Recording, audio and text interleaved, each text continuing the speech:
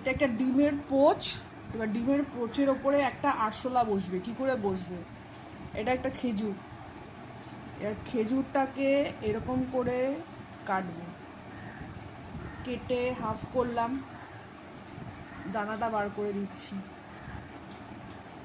দানাটা বার করে এর একটা পিল মতো করবো, পাশ দিয়ে একটা এরকম কাটবো। এদিকে একটা কাটবো, এদিকে একটা কাটবো, দুটো দানা মতো করলাম।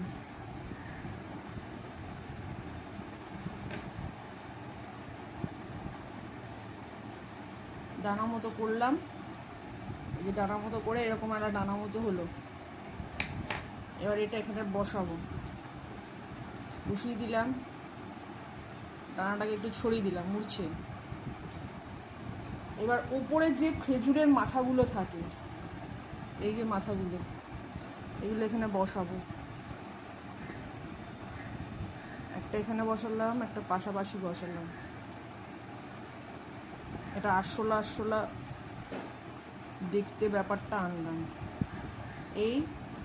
আর এটা হচ্ছে, এই দুটো হচ্ছে এই যে আলমন্ডের খোসাগুলো শুকিয়ে গেলে ওটাকে সরু সরু করে দুটো কেটেছি।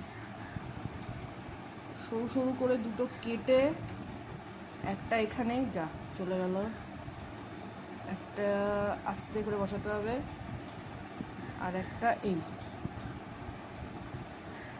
উড়ে যাচ্ছে, হাওয়া চলছে যেহেতু গরমকাল। এই যে আরশোলাটা, আর একটু স্যুপটাকে সাইড করতে হবে।